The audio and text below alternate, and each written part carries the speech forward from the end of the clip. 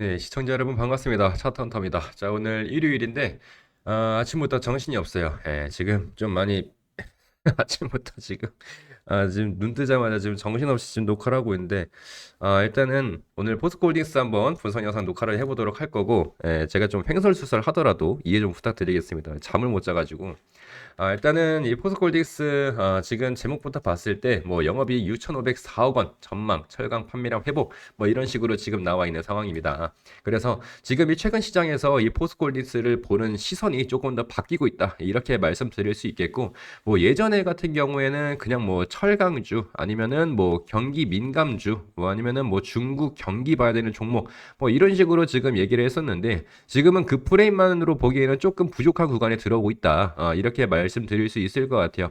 왜냐면 포스코홀딩스의 지금 같은 경우에서는 이제 단순히 철강 이 한 축으로만 우리가 좀 보기에는 좀 너무 많은 일들을 하고 있죠. 뭐 철강과 인프라 그리고 뭐 이제 비철강 자회사 이런 것들도 있을 수 있고 뭐 아니면은 나아가서 뭐 리튬이라든지 이런 것들도 있을 수가 있죠. 그래서 지금 리튬을 포함한 배터리 소재까지 연결된 구조를 갖고 있기 때문에 그런데도 이제 아직 이 시장이 이 회사를 완전하게 재평가를 하고 있지는 못하고 있다라고 생각이 들어요. 그 이유에 대해서 좀 이제 말씀을 드릴 건데 가장 큰 이유는 지금 보시는 것처럼 철강 때문입니다. 이 포스코홀딩스를 볼 때 투자자들이 가장 먼저 떠올리는 게 결국에는 철강에 대한 업황 회복이에요.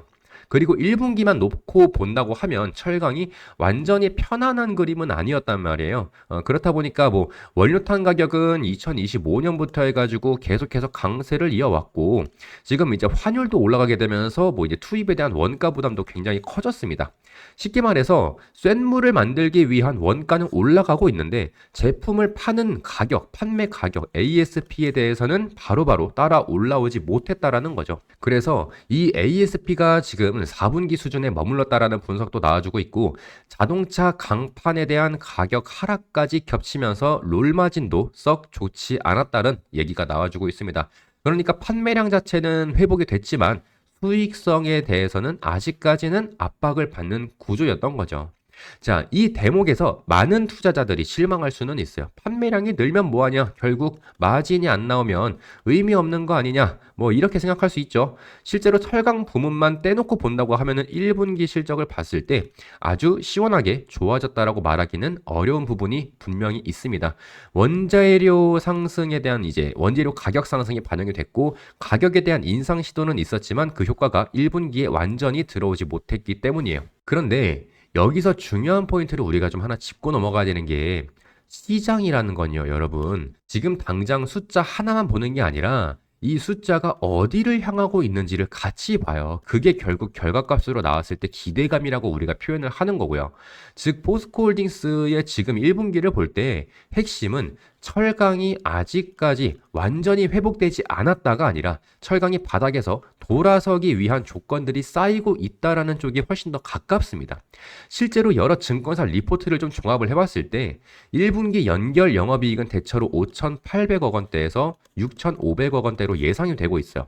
시장 기대치에 대체로 부합하거나 소폭 상회하는 수준입니다. 이게 왜 중요하냐면 철강이 아주 강하게 좋아지지 않았는데도 불구하고 연결 기준으로 봤을 때는 숫자가 지금 버티고 있다라는 거죠.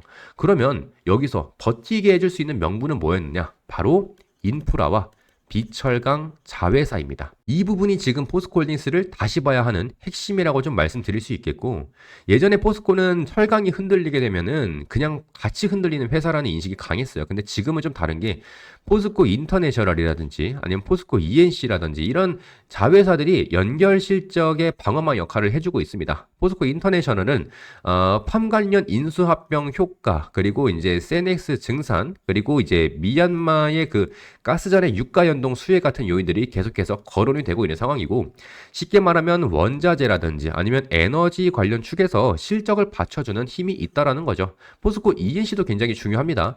작년 4분기에 큰 손실을 냈던 그 구간에서 지금 정상화 구간으로 들어오고 있다는 평가가 나와주고 있고 만약에 건설과 인프라 쪽이 생각보다 뭐 빠르게 회복이 된다라고 하면 철강의 일시적 부진을 충분히 연결 기준에서 상쇄해 줄 수 있다. 이렇게 보고 있는 거예요. 이게 시장에서는 이 포스코홀딩스가 이제 더 이상 철강주가 아니라 복합적인 사업 포트폴리오를 가진 지주 회사로 보기 시작하면서 이 밸류에이션 자체의 기준 자체가 완전히 달라지기 때문이에요. 철강은 조금만 약해도 연결 실적이 무너지지 않는다. 그러면 시장이 다음 질문을 하게 되겠죠. 그럼 철강까지 좋아지게 되면은 얘는 뭐가 되는 거야? 날아가는 거 아니야? 이런 식으로 이제 생각이 되는 거예요. 바로 그 구간이 지금 포스코 홀딩스가 평가되고 있는 지금 구간이라는 거예요. 실제로 여러 리포트에서 공통적으로 나오는 얘기가 하나 있는 게 1분기 본격적인 이익에 대한 개선은 제한적일 수 있지만 가격에 대한 인상 효과가 반영되기 시작하는 시점은 언제부터예요? 2분기부터죠. 이 말은 되게 중요해요. 주식은 보통 실적이 완전히 좋아진 다음에 가는 게 아니라 좋아질 게 보이는 기대감으로 주가는 결국 가는 거란 말이에요. 그 실질적으로 숫자가 나왔을 때 뭐 어떻게 해요? 매도하기 시작하겠죠. 고점에서.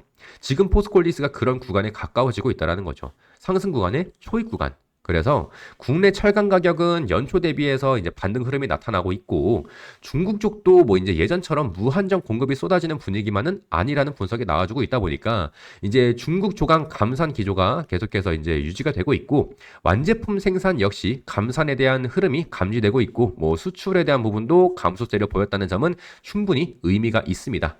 철강은 결국 공급이 줄고 가격이 받쳐줘야 마진이 살아남는 구조이기 때문에 지금 당장 뭐 철강 슈퍼 사이클 뭐 이렇게 얘기하는 거는 아니지만 지금 최소한 계속 나빠지기만 하는 국면은 지나가고 있다. 이렇게 말씀을 드릴 수 있겠어요. 그리고 이 포스코홀딩스를 철강만 보고 있으면은 우리가 놓치는 게 또 하나가 있죠. 바로 뭡니까?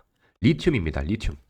이 리튬이 지금 요즘 포스콜리스를 보는 투자자들 중에서는 철강보다 지금 리튬에 훨씬 더 많은 기대를 거는 사람들도 있어요. 왜냐면은 이 회사는 철강 회사이면서 동시에 자원과 소재 확장의 스토리를 전부 다 가진 기업이기 때문에 이번 보도 내용들을 조금 정리를 해보게 되면은 이 DB증권에서는 2026년 리튬의 이제 PPLS라고 하죠. 아르헨티나 법인의 램프업이 완료되는 시기를 보고 있어요. 그리고 올해 리튬 판매량 5만 톤 가이던스를 바탕으로 해서 본격적인 매출이 발생될 수도 있다라고 보고 있는 거죠. 이거는 숫자 하나로 끝날 얘기가 아닙니다. 시장은 배터리 소재 적자가 얼마나 줄어드는지도 보지만 더 중요한 건 언제부터 진짜 매출과 이익이 의미 있게 찍히느냐 이게 중요한 거거든요. 그러니까 지금까지는 기대라든지 투자라든지 증설, 준비 뭐 이런 얘기들에 나오는 그런 시즌이었다고 하면은 올해부터는 이제 실제 판매와 실적의 시간으로 넘어갈 가능성을 보고 있는 거죠. 물론 뭐 2차 전지에 대한 소재 부분은 아직까지 적자가 남아있는 상황인 거고 그렇다 보니 뭐 영업에 대한 손실이 완전하게 뭐 사라졌다라고 보기엔 조금 어렵습니다. 왜냐면 사업에 대한 구조상 가동률을 끌어올리는데도 좀 시간이 필요하거든요. 하지만 중요한 건 적자 폭이 줄어들고 있다. 이게 중요한 겁니다. 그리고 하반기로 가면 갈수록 계약에 대한 물량 자체는 실제 매출로 인식될 수 있는 기대가 붙고 있다 보니까 이 부분이 포스코 홀딩스를 봤을 때 이제 철강이 회복하는 국면에서 소재 쪽의 적자까지 줄어든다라고 하면 이 회사는 단순히 본업에 대한 회복뿐만이 아니라 포트폴리오 전체의 동시 개선이라는 평가를 받을 수가 있기 때문이죠. 그 순간 밸류에이션 자체는 확실하게 달라질 겁니다.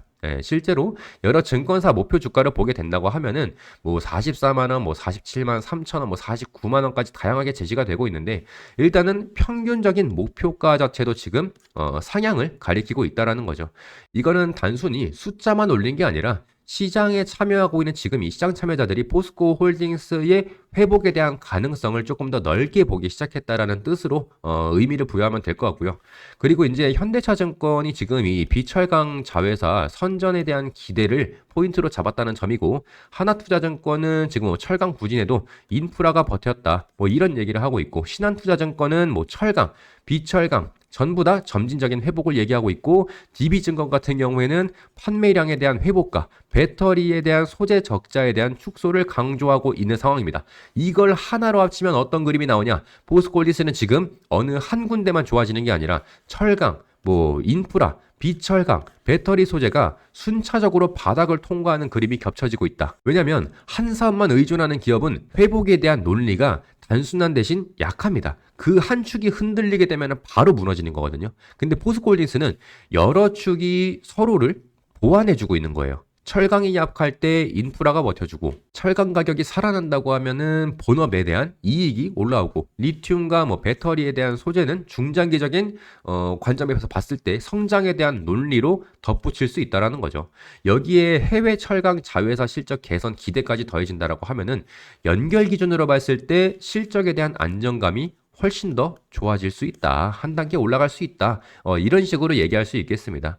그래서 오늘 포스코홀딩스 분석은 이렇게 한번 해봤는데 제가 눈 뜨자마자 좀 이렇게 이렇게 사무실 나와가지고 녹화하고 있다 보니까 좀 횡설수설한 부분도 있어요. 여러분들 그냥 귀엽게 한번 봐주시고 일요일에도 이렇게 녹화하고 있으니까 여러분들은 좋아요랑 구독 버튼만 눌러주시면서 봐주시면 감사하겠습니다. 자, 일단 여러분들 일요일날 분석 영상 이렇게 한번 마무리 한번 해보고 여러분들 남은 시간도 좋은 주말 보내시길 바랄게요. 고생하셨습니다. 안녕.